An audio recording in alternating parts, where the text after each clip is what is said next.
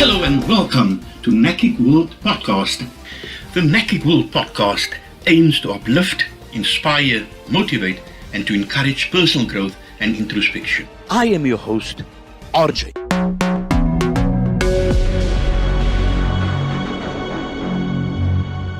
The human spirit is a flame that can be neglected, ignored, and covered up. But it can also be nurtured, nourished, and fanned to create a mighty fire. NACIC World Podcast. Fan the flame of your spirit.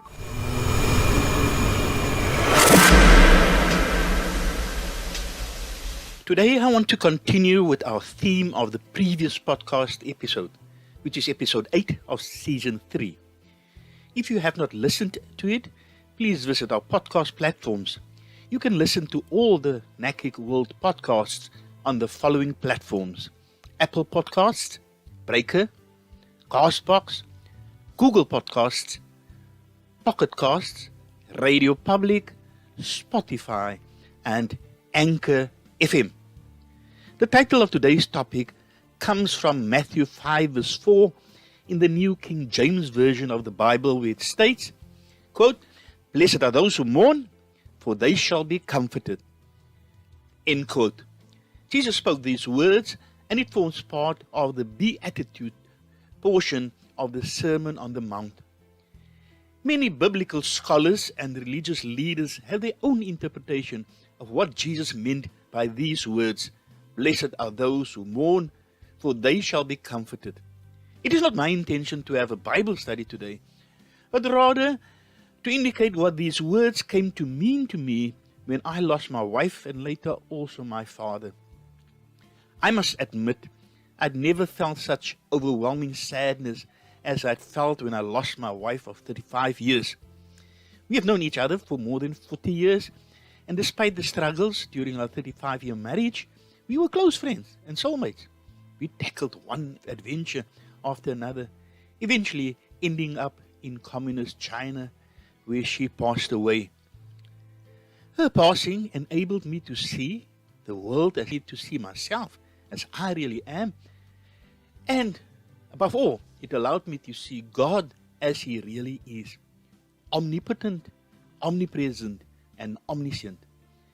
I can honestly say that my wife left behind a better man than the one she married. She changed me in so many positive ways, and I'm so grateful for that. And any feelings of guilt I have about not having been the best husband I could have been to her is tempered with the idea that she just hasn't finished fixing me yet. I know that my wife's life purpose wasn't to leave me a better man. That was just a side effect of her caring and nurturing nature. As I reflected on the impact my wife had on my life, I realized that I was privileged to have been part of her life for such a long time. I was humbled by the knowledge that I was allowed to spend over 40 years being very close to her, being part of her inner circle. I believe this Bible verse, "Blessed are those who mourn," has to do with the need for us to fully face and deal with our loss and the guarantee that we will be comforted. Only those who fully enter into the process of grieving will ever be able to process their pain to the point where they can be comforted. Blessed are those who mourn, for they shall be comforted.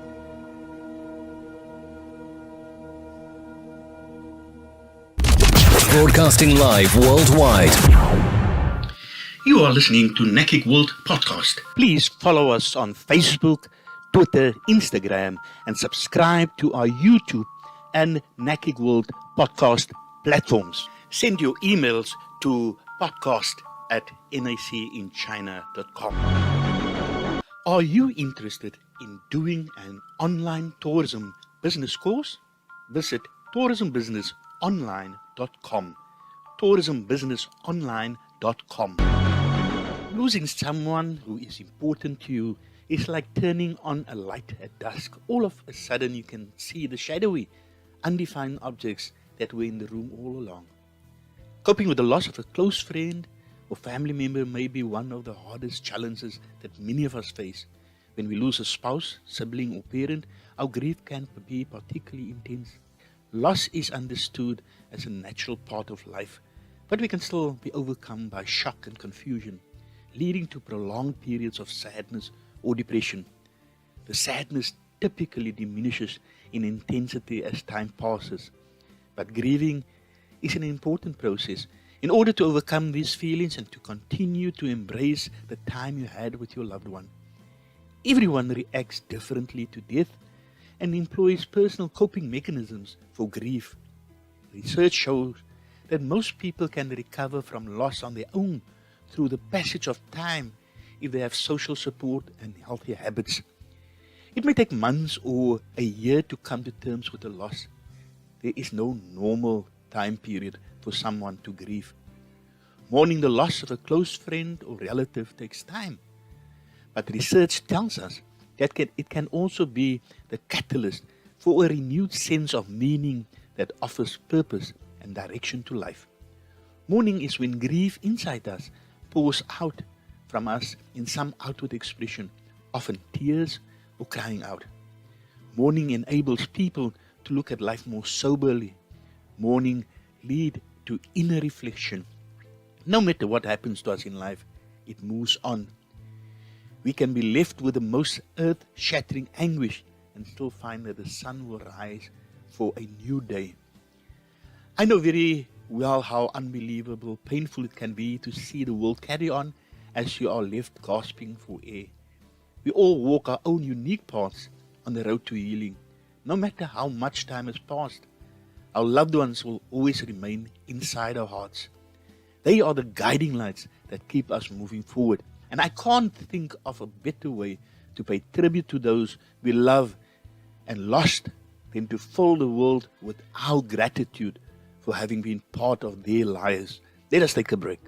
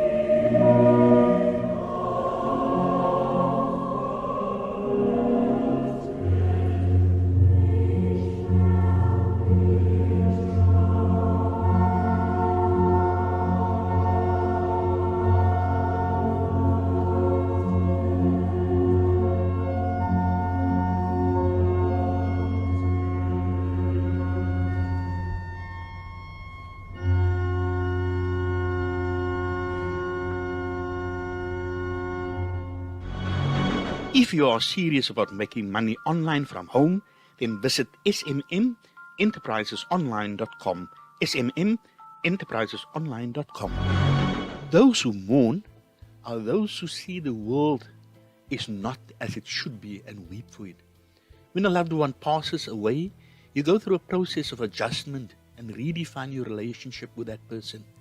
Your bond with them continues and endures. They say a relationship never ends. Grief is not something that you go through or let go or move on from your loved one. Instead, grief is the process that helps you to form a different relationship with them. Although your loved one has gone physically, you can learn to remember them, and they can continue to live on in your memories and heart. This will mean different things for each person. For example, it could mean you continue to say good night to them and tell them about your day. You might carry on some of the routines and things that you did together, or you go to their favorite places on their birthday. It is normal to struggle with different emotions when you are grieving. One minute you might feel angry and outraged, the next minute ridden with guilt and regret. Psychologists encourages people to find ways to feel and process their emotions, to acknowledge and work through your thoughts and feelings. Many of us are used to avoiding or suppressing how we feel, so it might feel quite strange and unfamiliar to face your emotions at first. Grief often feels like it comes in waves that can initially feel intense and overwhelming. These waves of grief can feel like they come out of nowhere, or can be triggered when you are reminded of the person that you lost. When you first lose someone, it can feel as though you are constantly being hit by enormous waves of grief, sometimes so close together that it feels as though you hardly come up for air between them. With time, the size of the waves tend to lessen, with larger gaps in between waves. As the weeks, months, and years pass by, you will experience many firsts as you navigate life without your loved one. Your first dinner out, your first supermarket trip, your first birthday without them. And in each of these moments, it will be natural to feel their absence and for waves of grief to be triggered again. But we remember, blessed are those who mourn, for they shall be comforted. Let us listen to a nice piece of music.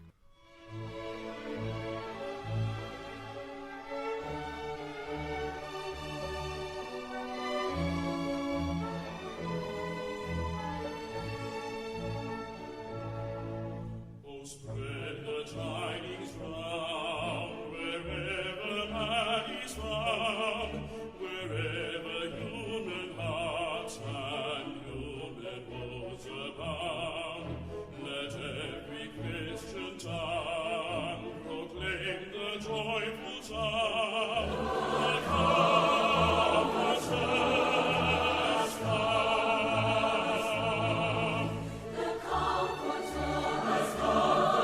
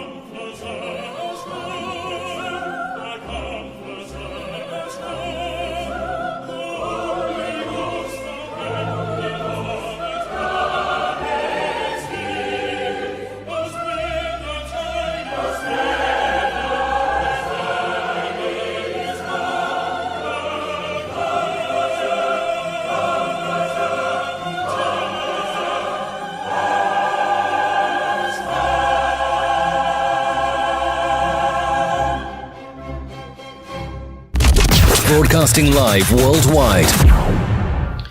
You are listening to NACIC World Podcast. Please follow us on Facebook, Twitter, Instagram, and subscribe to our YouTube and NACIC World Podcast platforms. Send your emails to podcast@nacinchina.com.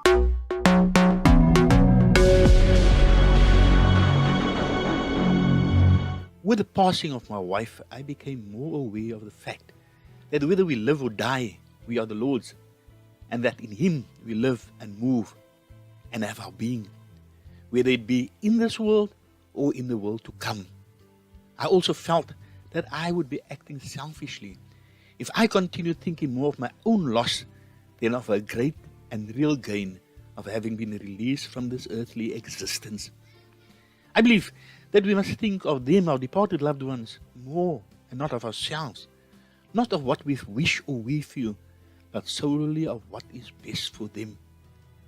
My experience has been that the joy of remembering helps the pain of losing, or perhaps it eases the pain of our losses. When our loved ones die, there are so many emotions of grief and sadness, and yet one day our feelings start to shift. Sometimes just a little, to remember the things of that person that brought us joy and made us smile and laugh. For me, as the months and years passed since losing my wife, I find more joy in remembering and sharing stories of her and our life together. I encourage you to speak about your departed loved ones. Share the stories. Remember how much this person mattered and how much they influenced your life. If you're grieving the death of a loved one who died during the pandemic, either from COVID-19 or other causes, you may find your grief journey to be more complex than it would have been under more normal circumstances. Many of us find ourselves collectively mourning everyone who has died during the pandemic. Whether you're mourning the loss of someone you know or are moved by the sheer number of people who have died, overall, one of the best ways to honor our grief is by remembering the lives of those who have died. In this time when the coronavirus is wreaking havoc, we all need to hear good news to be comforted and reassured. On the surface, our topic is the perfect remedy because it literally says, "Happy are those who are sad." I wish you all a blessed preparation for the divine service for the departed this coming Sunday. That brings us to the end of this episode. Please keep on fanning the flame of your spirit.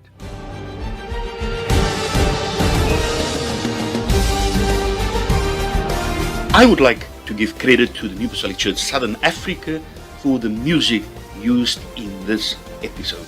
Please follow us on Facebook, Instagram, Twitter, and subscribe to our YouTube and podcast platforms. Send your emails to podcast@nacinchina.com. NACIC World Podcast is broadcasted twice weekly, every Tuesday and Thursday at 3 p.m.